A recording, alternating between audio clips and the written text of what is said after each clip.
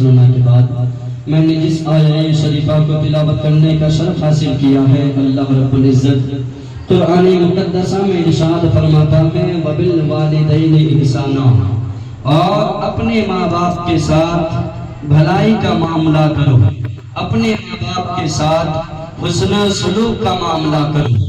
چونکہ آج کی یہ مجلس جو سجائی اور رچائی گئی ہے مرحومہ و مغفورہ روشن بین کے اصال ثواب کے غرض سے ان کے برسی کے نام پر منسوب کیا گیا ہے، تو اسی کی نسبت میں نے جو آیت مبارکہ تلاوت کی والدین کے تعلق سے کہ اور اپنے ماں باپ کے ساتھ بھلائی کا معاملہ کرے، اپنے ماں باپ کے ساتھ حسن سلوک کا معاملہ کرے، اپنے ماں باپ کے سامنے سر خم تسلیم نیاز کر دے، اپنے ماں باپ کے سامنے ادب سے کھڑے رہے، اپنے ماں باپ کے ساتھ ہاتھوں کو باندھ کر کلام کرے، اپنے ماں باپ کی بارگاہ میں ڈر ڈر کر کے باتیں کرے، کیونکہ قرآن کہتا ہے اور اپنے ماں باپ کے ساتھ بھلائی کا معاملہ کرو، اپنے ماں باپ کے ساتھ حسن و سلوک کا معاملہ کرو۔ مسلمانوں، چونکہ ماں باپ وہ انمول چہرے ہے، یہ عظیم ہستی ہے کہ ان کے مقام کو زمانے میں کوئی نہیں پہنچ سکتا ہے، ان کے مقام کو پوری دنیا میں کوئی نہیں پہنچ سکتا ہے۔ چونکہ یہ اگر راضی ہو گئے تو رسول پاک بھی راضی ہو جائیں گے، اگر یہ ماں باپ راضی ہو گئے خود خدا بھی راضی ہو جائے گا۔ اللہ خود ہی کہتا ہے اپنے ماں باپ کے ساتھ ادب سے کلام کرو، اپنے ماں باپ کی ہر بات کو مانو۔ آج زمانہ اتنا پرفتن چل رہا ہے کہ لوگ ساری دنیا کی باتوں کو ماننے کو تیار ہے، مگر اپنے ماں باپ کی بات ماننے کو تیار نہیں۔ اللہ ماشاءاللہ کچھ لوگ ہیں جو آج بھی ماں باپ کا ادب و احترام خوب بجا لاتا ہے، مگر جو دور دیکھا جا رہا ہے کہ لوگ ساری دنیا کی باتوں کو ماننے کو تیار ہے، مگر ماں باپ کے باتوں کو ماننے کو تیار نہیں۔ آج تو جوان ماں باپ کو انگلیاں دکھاتا ہے، ماں باپ کو آنکھیں دکھا رہا ہے، ماں باپ کو ستانے پر کوئی کسر باقی نہیں رکھتا ہے، ماں باپ کو دو چار سنانے میں کبھی بھی ہچکچاتا نہیں ہے، جو من میں آتا ہے بک دیتا ہے۔ ارے نادان، تمہیں معلوم نہیں ہے کہ یہ وہ عظیم ہستی ہے کہ ان کے چہرے سے اگر ایک آنسو بھی زمین پہ گرتی ہے تو خدا کا عرش کانپنے لگتا ہے۔ اگر ماں باپ ناراض ہو جائے، ماں باپ اولاد کی کسی بات پر افسردہ ہو جائے، آنسو بہائے، تو خدا کا عرش کانپنے لگتا ہے۔ ماں باپ کو راضی کر لو، زمانے میں کامیاب ہو جاؤ گے۔ 11:15 بج گیا ہے، زیادہ دیر میں آپ لوگوں کا نہیں لوں گا، آپ لوگوں کا قیمتی وقت میں زیادہ برباد نہیں کروں گا۔ آؤ میں رسول پاک صلی اللہ تعالی علیہ وسلم کی ظاہری حیات کی ایک بات بتاتا چلوں کہ میرے آقا جناب محمد رسول اللہ صلی اللہ علیہ وسلم کی بارگاہ میں ایک بزرگ انسان آیا، ایک عمر رسیدہ انسان آیا، جن کی داڑھیاں سفید ہو گئی تھی، جن کے سر کے بال بھی سفید ہو گئے تھے۔ آج بھی اماموں کے پاس لوگ آتے ہیں کہ باپو ہمارے لیے دعائیں کرے کہ دھندے میں برکت ہو جائے، باپو دعائیں کرے، ہمارا بیٹا بات نہیں مان رہا ہے، ہمارا بیٹا گالی دیتا ہے، باپو دعائیں کرے، ہمارا بیٹا دوائی کے لیے پیسہ نہیں دیتا ہے۔ آج بھی اکثر لوگ اماموں کے پاس یہی شکایتیں لے کر آتے ہیں۔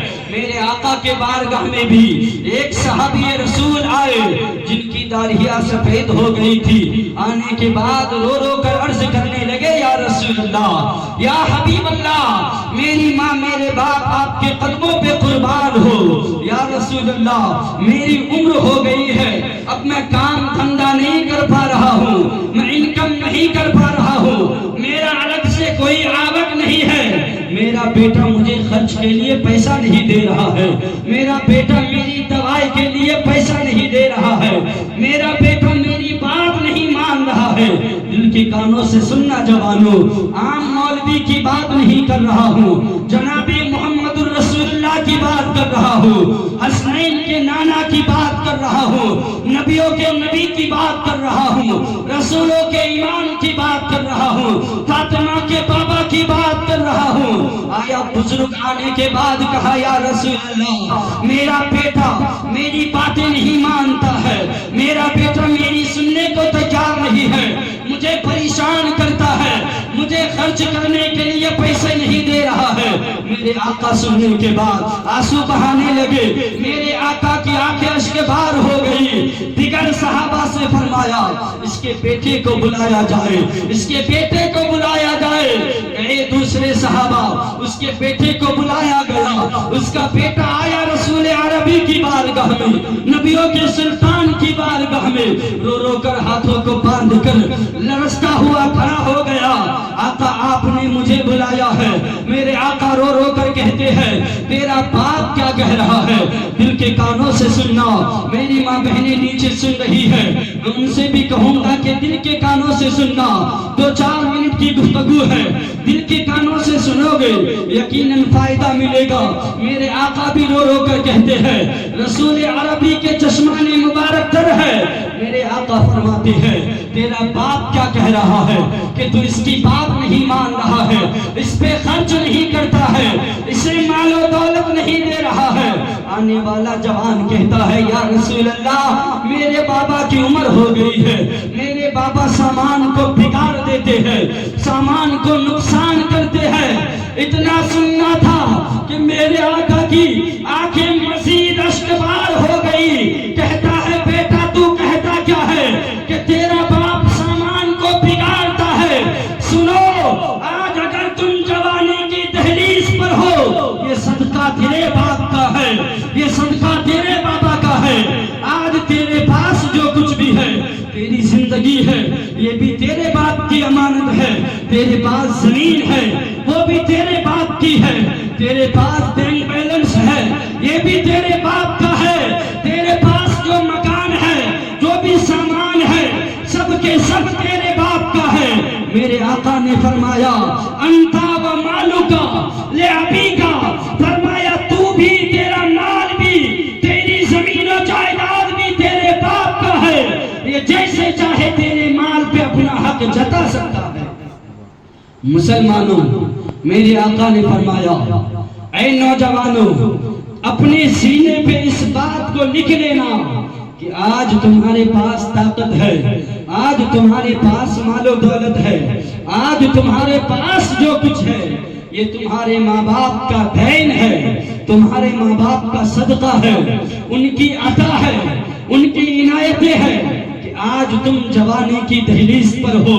تمہارے ماں باپ نے اپنی ساری خوشیوں کو قربان کر دیا کہ ماں باپ تمہیں جوان کر سکے، تمہیں جوانی کی دہلیز پر پہنچانے کے لیے، تمہارا پروان چڑھانے کے لیے ماں باپ نے اپنا سکھ چین گوا دیا، اپنی ساری خوشی کو قربان کر دیا تمہارے لیے۔ تو اس لیے اب اگر تم جوان ہو، اب اگر تم صاحب مال ہو تو اپنے ماں باپ کا خدا را کبھی بھی غلط نہ کرنا، اپنے ماں باپ کی باتوں کو ماننا، جب تک ان کی زندگی ہے ان کے سامنے سلیقے سے کھڑے رہنا، ان کی ہر بات پہ لبیک کہنا۔ ماں کی دعا کیا اثر کرتی ہے سنے، یہ بات بتا کر میں اپنی گفتگو سمیٹ لوں گا کہ جب ایک ماں اپنے بچوں کے لیے دعائیں کرتی ہے پھر ماں کی دعا کیا رنگ لاتی ہے۔ ماں کی دعا میں مولا نے وہ اثر رکھا ہے کہ زمانے کے کسی ولی کی دعا میں بھی مولا نے